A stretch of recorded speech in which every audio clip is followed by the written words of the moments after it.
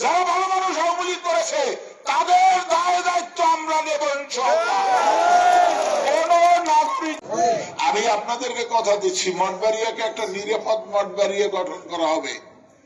BNP সরকার গঠন করবে ইনশাআল্লাহ, এবং মঠবাড়িয়ায় আল্লাহ যদি আমাকে কবুল করে মঠবাড়িয়া থাকবে একটি নিরাপদ মঠবাড়িয়া, সন্ত্রাস মুক্ত মঠবাড়িয়া, মাদক মুক্ত মঠবাড়িয়া, উন্নয়নের রোল মডেলের মঠবাড়িয়া হবে। তাই আমি আপনাদের গুজরাট আহ্বান জানাবো, হিংসা বিদ্বেষ থাকবে না।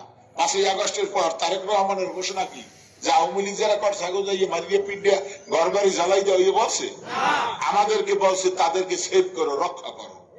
আমরা রক্ষা করছি। আমি হিন্দুদের বাড়ি বাড়ি আমরা সবাই পাহারা দিচ্ছি, আমাদের সকল ওয়ার্ডের নেতৃবৃন্দ পাহারা দিচ্ছে। আমরা আওয়ামী লীগ যারা সাধারণ, যারা তারেক সাহেবের বক্তব্য ছিল কি যারা সন্ত্রাস দুর্নীতিবাদ, তাদের দেশে নেই, তাদের পালাই ইন্ডিয়া চলে গেছে। সাধারণ মানুষ তো বাংলাদেশের নাগরিক, সকলের নিরাপত্তা বিধান করা হবে, কোন সমস্যা নাই।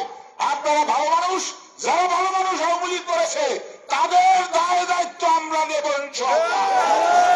কোন নাগরিকের কোন ক্ষতি মঠবাড়িয়ায় হবে না। আমরা আপনাদের পাহারাদার হিসেবে থাকবো।